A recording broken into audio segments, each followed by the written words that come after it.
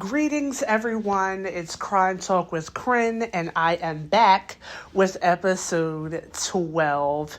Welcome to all of my new subscribers. I think last time I checked, I made it over the 200 mark, so thank you. A huge shout out to Tommy Jude over at Once Upon a Crime. Thank you so much. If you guys are not familiar, head over and check him out. So this is the second part to my series of things that we're not supposed to look at. Like I was saying in my last video, I've been working on putting together a series of things that were being covered up. And so I was going to do like an hour-long video and just talk about the things that I thought were being covered up. And then I said, you know what? It's too much. It's too many different aspects of the case, all which seem to be unrelated, but they're all being covered up. And so I figured instead of sitting for an hour with you guys and talking about all these different pieces, then I would just break it up into a series. Today we're going to talk about the roommates. My very first video on this channel is like a mini rant of mine where I talk about the roommates. And one of the comments from my earlier video, someone was, talking about the roommates. I said, I think I'm going to do the roommates next. I like to say that I'm an older gal, not old, but an older gal. My party days are over. And what frustrates me with the roommates specifically, and what frustrates me with a lot of these cases that we discuss in the true crime community is the most atrocious, gruesome, devastating things are happening to these young adults while they are in the company of their supposed friends. And I've talked about this in several videos before. When I think of Kanika Jenkins and Kylie Rodney and, now the IDAHO4 and so many others where these young people are with their friends, or, people who in their, young lives, they have grown to trust and, create bonds with. And they're with these people when they meet their end. And the people that they consider friends in life are nowhere to be found as death is approaching them, and are nowhere to be found after death. And that just really blows my mind. And it really frustrates me when people say like, oh, this generation. And it's like, well, who are the parents of this generation? What happened that young people have no respect for human life, no loyalty? The friendships of some of these young people are so flimsy and wishy-washy, it's mind-blowing. And so I get worked up when I hear about these cases because I'm like, that could have been me. But I'm grateful that I have great friends because we're still friends. My oldest friend I met in kindergarten, and we're still friends to this day. We are looking around a corner at 40 years old, and we're still friends. I have friends that I met 15 years ago, 20 years ago, and these are my closest friends. And so, 10, 15 years ago, when we were out partying and acting a fool, we made sure that we had each other's backs. And so when I hear stuff like this, and it's like, they were right there. They were right there when something happened. Something atrocious. When these young people are losing their lives, their quote unquote friends are right there. Story after story, time after time. These kids are right there. And they can't be bothered to call 911. They can't be bothered to speak up or speak out. It's so infuriating to know. I have a very young child. My cousins have very young children. My siblings have very young children. And so when I just think about the 3 to 8-year-olds that are in their family now, think about when they grow up and become teenagers and they're out in the world making friends and making connections. And just to think that they could be out here. There's teenagers in the family that are dealing with this type of stuff right now. To think that they could be out at a party, at a campground, in their dorm, and get murdered. And the person that they've been locked pinky with for the last 3 years doesn't say a thing. Nothing. Are you freaking kidding me? That burns me up. I have an earlier video. Episode 1. Episode 1 is titled, They Never Called. And I remember I was having a conversation with Innocent Until, and we were messaging each other. And I'm a mom of a small child, and so it was easier for me to send a voice note than stop what I was doing the text.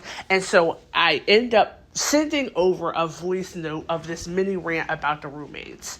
And so, long story short, that's how I started my channel. And so my first video, because I started the channel with this rant about the roommates, my first video, it was only right that I explained, why I had so much heat, so much smoke for the roommates. And so this video is called They Never Called, because as I was compiling my notes to make this video about the roommates, it hit me. Because everybody says, oh, they waited 8 hours to call 911. They waited 8 hours. It's like, no, they did not wait 8 hours to call 911. They never called. And that's something that was said in the very beginning, early on, before there was a Brian Koberger. We knew that a call came from the King Roadhouse, from a roommate's phone, but it was not one of the roommates who actually made the call. We knew that from the very beginning. So how is it that when people bring up the roommates, there's a large population that tells us that they're victims too? Don't talk about them. They're victims too. They're young people. You don't know. You don't know what you would do in that situation. What? We have seen time after time. We have had experience after experience that could tell us very clearly that there's no way that 4 people who I have hung out with, shared secrets, and partied with for at least the last 6 months, there's no way that I could know and smell that they have met their end and I do nothing about it.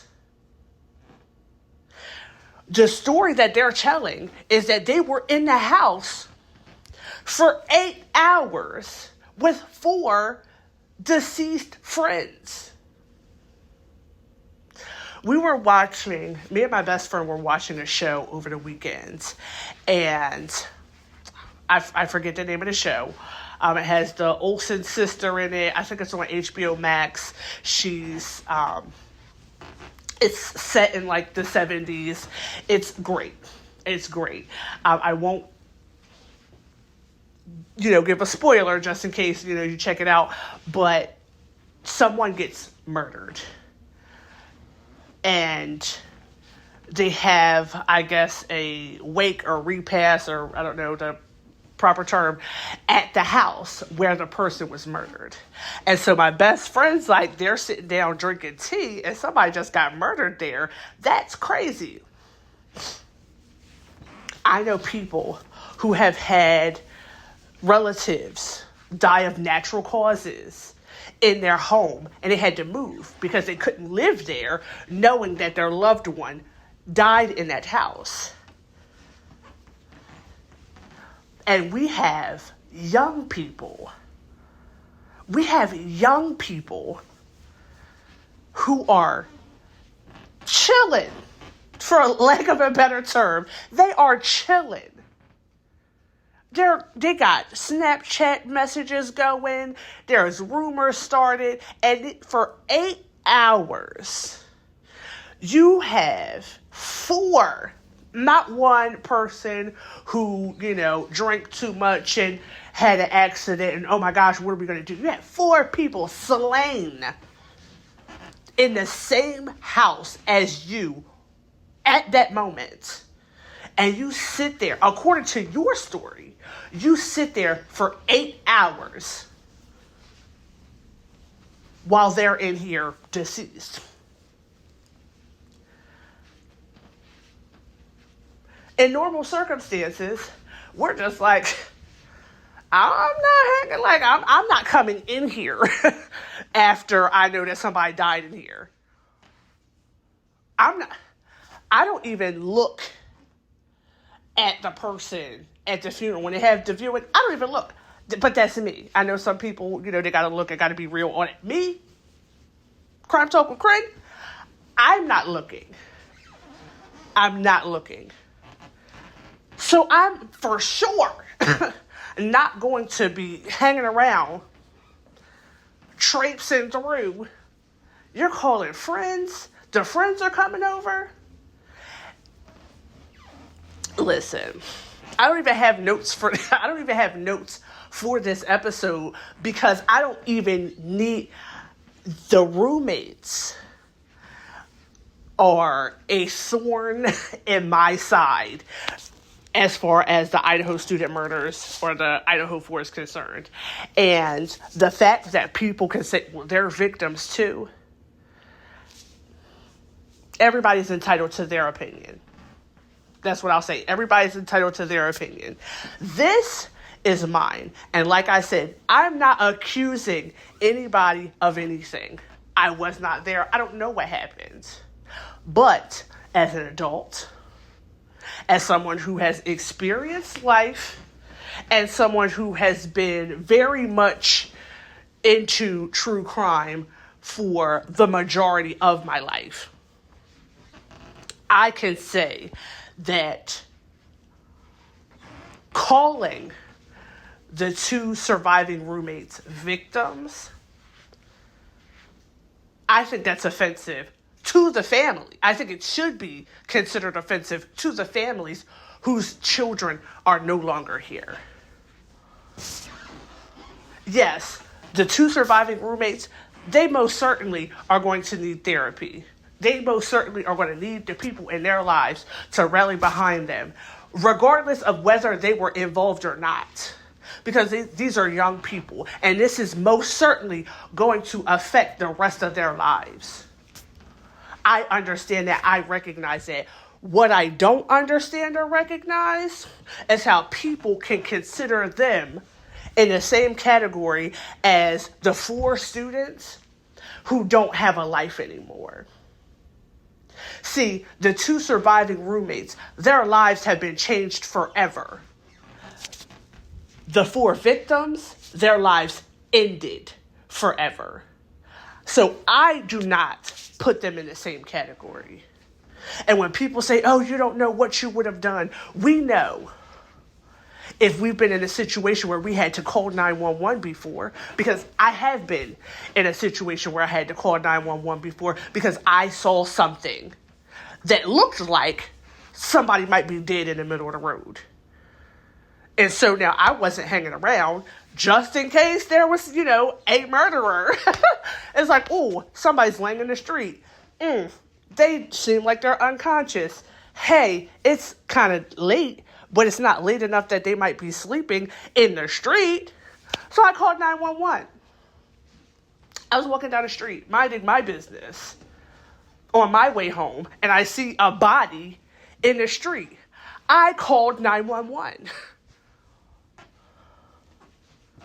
So, no, I can't say that if I heard, and this is another thing. So, like I said, this series, we're talking about what we're not supposed to be talking about. The things that we've been told, like, oh, that's nothing. Things that have been swept under the rug. And for the IDAHO4, the roommates, people want that conversation done, deaded completely. You should be ashamed of yourself for accusing these young people. Where is the accountability? And now, I'm not saying call these kids to the carpet on day 1, month 2, week 10. But it's been 18 months. It's been 18 months since this happened. And they have been able to live their life while the 4 people that were in the house with them that night no longer have a life. And they don't have to say anything. They don't have to say anything. To me, that's crazy. To me, that is crazy. The fact that you don't want to say anything. And now, people talk about the gag order and all that. But no, they said that they did not want to participate. And so, I'm not talking about whether or not Bryan Kohberger did this. That is not the point of this series. However, what I will say is, considering all the stuff that has been coming out at these hearings about the knife sheath, the DNA, the IgG, and the cast reports, considering all of that's come out over the last couple of weeks, and then factor in you're not a witness, eyewitness, and other roommate don't want to participate. So you don't have your not witness, eyewitness, and you shouldn't have DNA, knife sheath, IgG, cast report. So if you don't have none of that, and you don't have any of this, what do you have other than a man sitting in jail for 18 months? And when you're talking about the justice system, when you're talking about the court of law, what do they say? It doesn't matter what the truth is. It matters what you can prove. Now, please do not misconstrue my words. I'm not saying that if Bryan Kohberger did it, he should get away with it. No. But what I've said from the very beginning is I don't think Bryan Kohberger ended anyone's life. I do not. I don't know if he was involved or not, but I do not think that he physically ended anyone's life. If he did, and if he was involved, he was not by himself. He wasn't. And so the things about the roommates that we are supposed to forget about is, number one, let's talk about the PCA. Let's talk about the fact that Bethany is barely listed. So in my mind, I believe that whatever Bethany had to say did not fit with the narrative that they were trying to paint.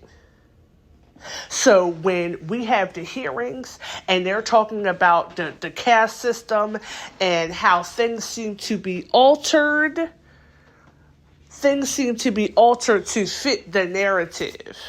So when we talk about cameras and and cars and directions of cars and makes and models of these cars with an S, because suspect vehicle 1 has always stood out to a lot of us, because it would make sense that if we were just talking about suspect vehicle, why would we need to number it? Unless there were other suspect vehicles. So now we have all this information that in court during these hearings is coming out, that it's been finagled, that it's been judged a little bit, that it's maybe not exactly, but kind of, sort of. This is what's coming out in the hearings. So when we factor in all of that, and then we think about Bethany, who is mentioned in the PCA, but kind of almost not really. And so when you think about the things that have been fluffed for the PCA, she didn't fit. They fluffed all this stuff up to fit a narrative, and Bethany did not fit that narrative. So I'm going to actually do a video or a short or both, I don't know, about Bethany and her exculpatory evidence. That's something totally separate that I want to talk about. But come on. Like, what? This doesn't make sense. This does not make any sense. Dylan's story is the worst story I've ever heard. That's only being slightly dramatic. It's awful. Her story is downright awful. You admit to coming out of your room 3 times. And so the problem that I have with Dylan saying that she came out the room 3 times, or came out the room twice, and opened the door once, or something. But I feel like the reason that she mentioned coming out the room was just in case, there was some of her hair in a puddle of blood or something. I feel like there's a reason why she had to say that she came out. I don't know what that is. But when the official story came out, it was being pushed that everyone was sleeping. And I believe that the reason why the media came out and said that everyone was sleeping was because they wanted to explain away why the roommates did not call 911. Some people speculate or assume that when they said that everyone was sleeping, that was because they didn't want the killer to know that the roommates were home and awake, could possibly have seen them. I don't think so. I think that when they looked at the details, the initial details of this case, I think that when they talked to the roommates and saw what was in front of them, they immediately ruled out the roommates, which I can't understand how they would have been cleared so fast. You were here. You admit to being here. You admit to hearing things. And I've said it in a previous video, and I'm going to say it again. They say screaming bloody murder for a reason.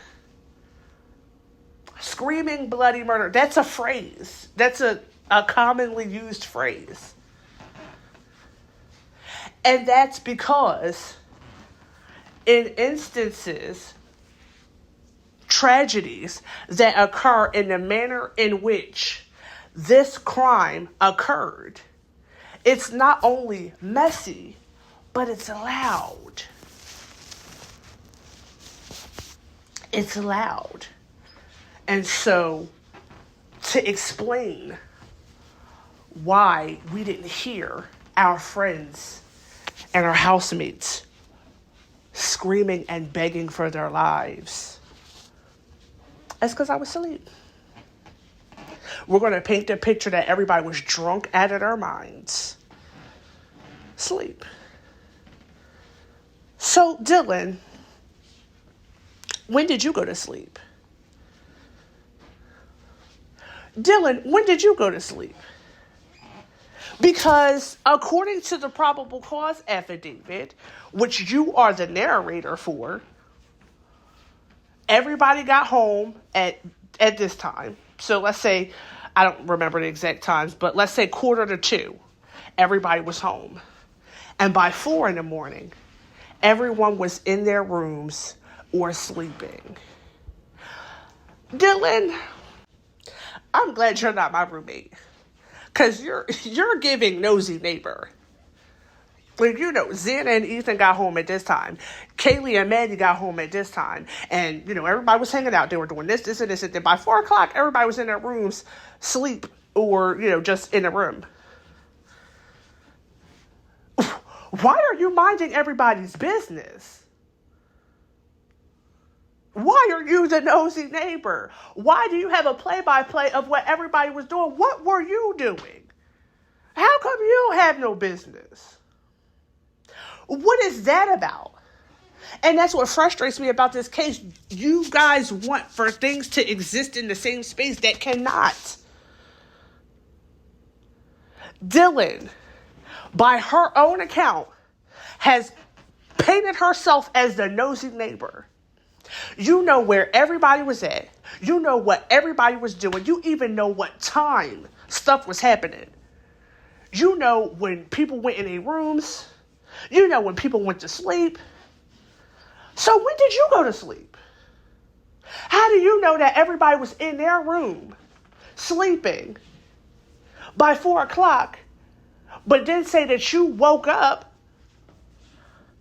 around 4 o'clock because you heard a noise? When did you go to sleep? Because if you went to sleep before 4 o'clock, then how do you know that everybody was in their room sleep by 4? Because you would have already had to be asleep before 4 to wake up at 4. So what? So you're painting yourself as the nosy neighbor. You're in everybody's business. You hear a noise. Oh, Kaylee and is upstairs playing with her dog, and I heard her tell Maddie that somebody's here. And then I heard somebody say, "Oh, don't worry, I'm here to help." And then I heard somebody crying, and you keep coming out the room because that's how you get down. That's how you get down. You are nosy for real. You're like, it's giving spy, and I'm not even trying to throw some weird conspiracy out there, but I do know people that are nosy, like very nosy. I do, like peeking out the window, watching the neighbors, that kind of nosy. I know that those type of people exist. Dylan seems to be one of those kind of people. According to her portion of the PCA, you have the rundown. The mannerisms and behavior of yourself that you're describing is that of somebody who does not know how to mind their own freaking business. Period. But how do you not know how to mind your freaking business, but also at the same time, like, oh yeah, I'm gonna stay out of that. What do you stay out of? You know when I got home and when I went in my room. You heard me roll over, crack my toes in the bed, and tickle the dog. You heard the floor creak, the bed creak, and me saying, ooh, somebody's here. And that's the part that frustrates me. It's like, how loud, right? If somebody's here and I'm like, oh, somebody's here. How loud did you have to say that for somebody downstairs to hear you say somebody's here? Because if it's like, oh, somebody's here, like, aren't you yelling? If you're, oh, somebody's here. Like, hold up. Did you hear that? Nobody yells that. So how did you hear them saying somebody's here? Upstairs. Don't worry, I'm here to help. Did they have a bullhorn? Did they, yo, you good? I'm here to help. I got you. Why are these people yelling? Because they have to be yelling. Because how did you hear them? How did you hear them from your bed, half asleep? Oh, she was playing with her dog. You heard the dog running around playing. The neighbor's security camera picks up the dog barking, which would seem to be in alignment with what you're saying, except the camera picks up the dog barking at 4:17. Which would have meant that these murders happened in 3 minutes, because the first thing you report hearing is the dog barking. The camera picked up the dog barking at 4:17. Suspect vehicle 1 is seen fleeing at a high rate of speed 3 minutes later. This is the story that law enforcement structured the probable cause around. 3 minutes. Y'all are saying 4 to 4:20. No. According to Dylan, this started at 4:17. Because the first thing she reports is hearing the dog barking. And the dog is caught barking on the camera at 4:17. We're not supposed to talk about that. Because she was in frozen shock. She doesn't know what happened. Maybe she doesn't know what happened. But when you factor in, shout out to Pavarotti, when you factor in the text messages between the surviving roommates, because according to the PCA, they were able to form the timeline based off of information from the surviving roommates' phones. I had to pull up the PCA because I didn't want to misquote it. On page 5, it says, the combination of DM's statements to law enforcement, a review of forensic downloads of records from BF and DM's phone, and a video of suspect vehicle as described below leads investigators to believe the homicides occurred between 4 a.m. and 4:25 a.m. So I say shout out to Pavarotti because I was listening to his video a few nights ago where he pointed out, and I practically rolled off the bed, he pointed out that it says review of forensic downloads of records from BF and DM's phones, meaning this stuff was deleted. The messages between Dylan and Bethany were deleted. Because why do you need a forensic download of a record if the messages are still on the phone? So not only were you not in frozen shock, y'all were chit-chatting. What could they possibly be saying? I need this trial to happen because I want to know what those text messages say. I need to know how Brian Kohlberger, because the defense is like, it's been 18 months, and the defense is like, bro, just tell me where you got his name from. When did y'all start looking at Brian Kohlberger? Like, how did he, if the car that y'all were looking for was not the car that he has, that's the truth. The car that they were looking for is not the car that Brian Kohlberger has. Period.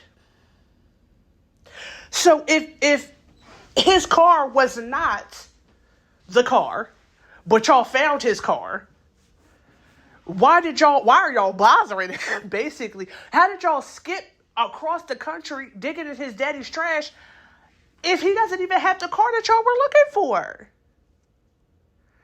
So we have touch DNA or trace DNA that essentially does not mean a thing.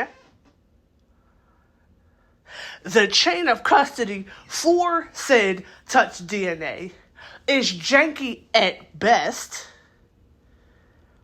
So how is it, no funny stuff, how is it that this man has been sitting in y'all's basement for 18 months, but the roommates are texting while their roommates are getting slain?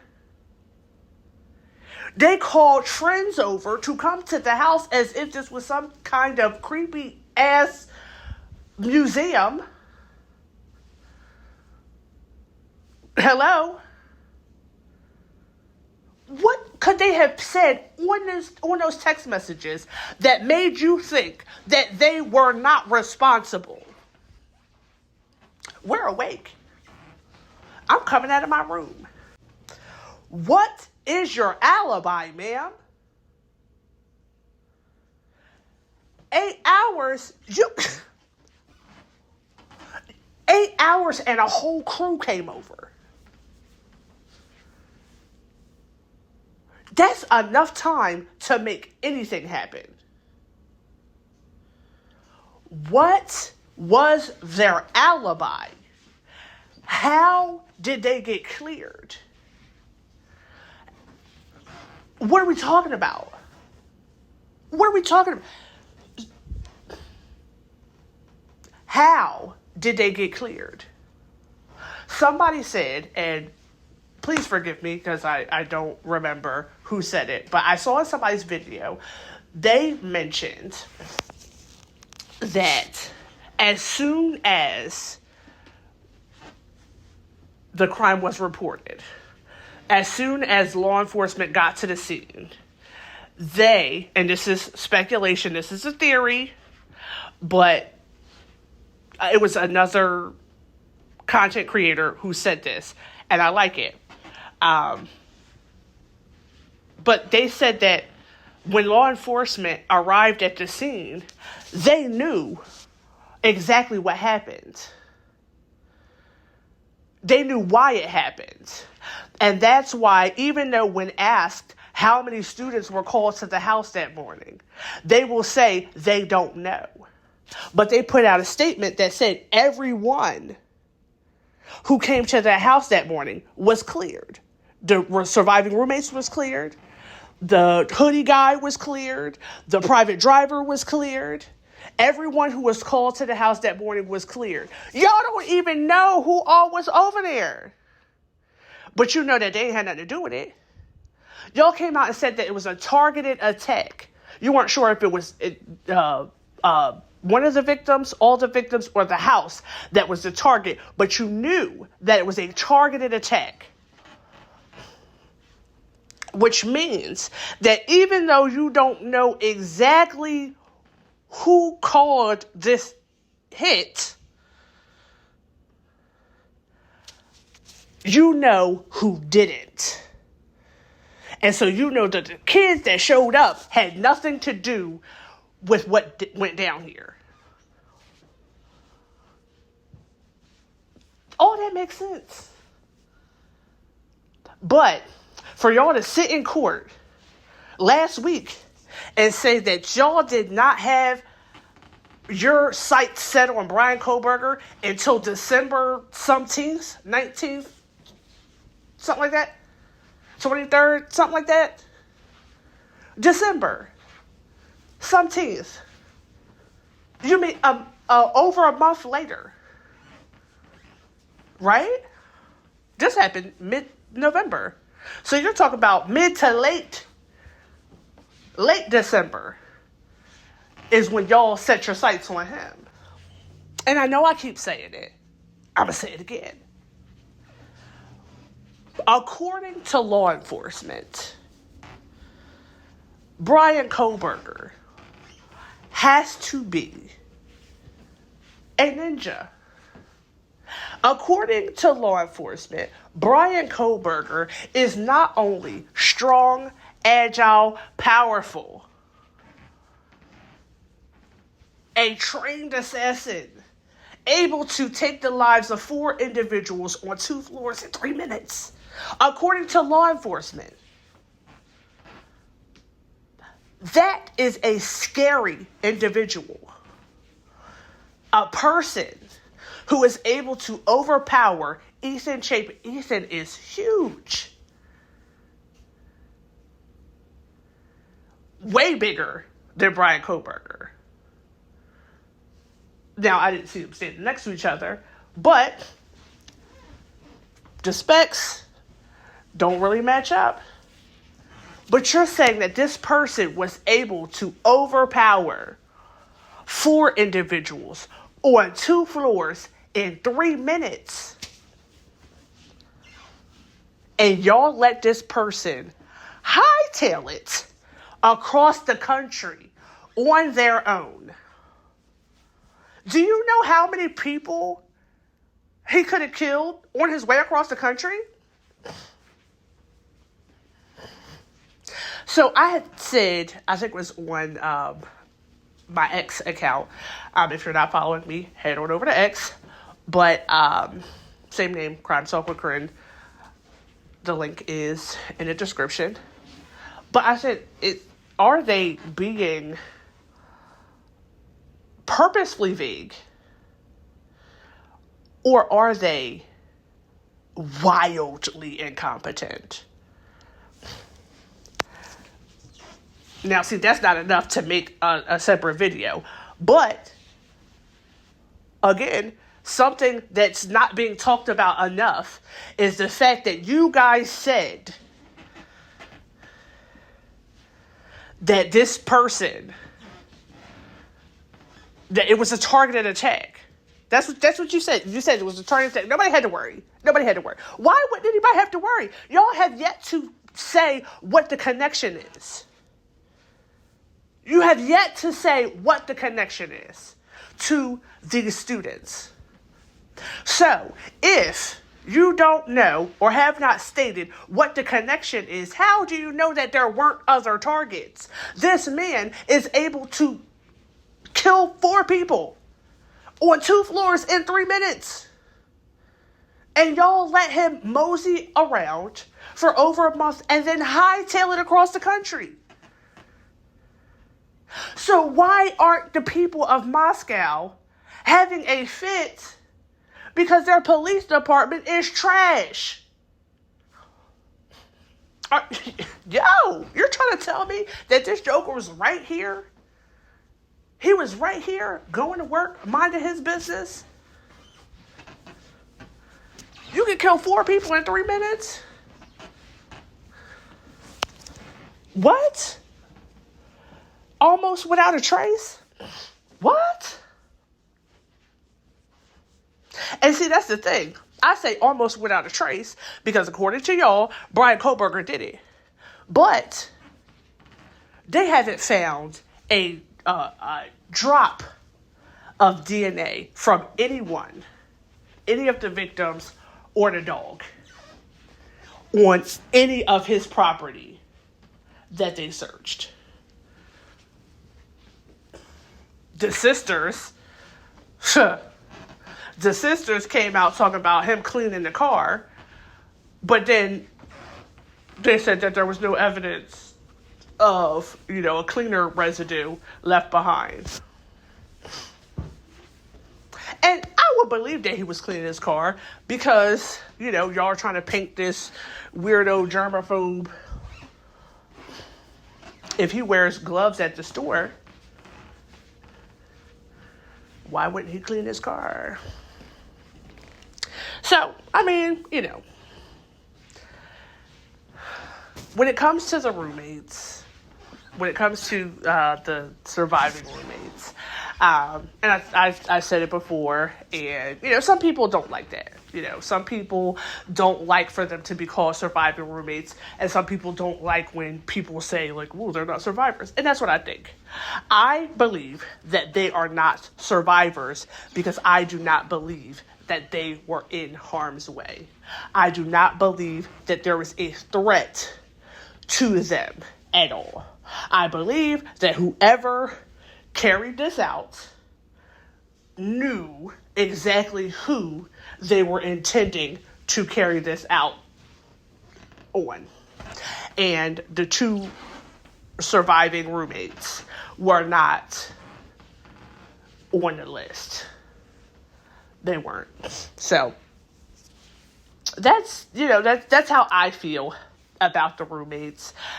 There's just so many things that, when you're looking at the case against Bryan Kohberger, you just have to wonder, what is it that cleared the other people and not him? Again, and I think I'm going to mention this in every video moving forward until I get an answer. What about the 3 unknown DNAs? The 3 unknown male DNAs that they didn't bother to test? How did we jump over the river and through the woods to get across the country to dig in Bryan Kohberger's daddy's trash? How did we do that? And then you have 3 DNAs that's like, if you guys did not have, if you guys did not have your sights set on Bryan Kohberger until late December, and you had these 3 DNAs, why didn't you check them? How didn't you check them? If you were trying to find the killer, why did you not test all the DNA that you found at the scene?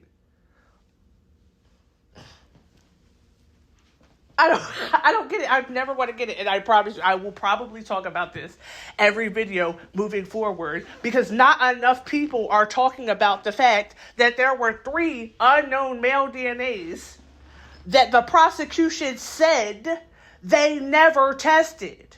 I could literally go on and on about this, but I'll stop here. Again, thank you to the new subscribers. Please, I am trying to grow my channel. I just reached 200. Thank you so much to everyone who is sharing my video. Please, if you are new here, if you enjoy my content, please like the video, subscribe to the channel, leave me a comment, let me know what you think. Like